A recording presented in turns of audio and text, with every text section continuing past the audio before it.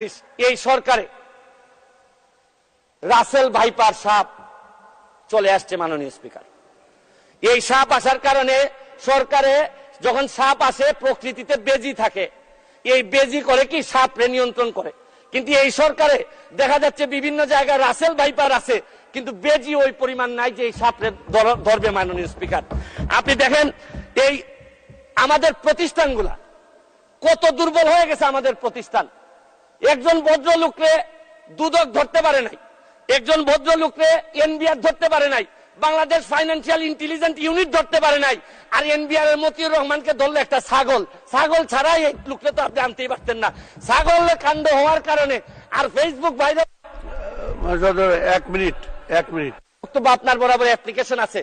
আমি 247 ইনভোক করতেছি। এখানে 247 হচ্ছে কি আমার বিরুদ্ধে এখানে একজন মাননীয় সংসদ সদস্য আমার বিরুদ্ধে অভিযোগ দিয়েছেন। আমার আত্মপক্ষ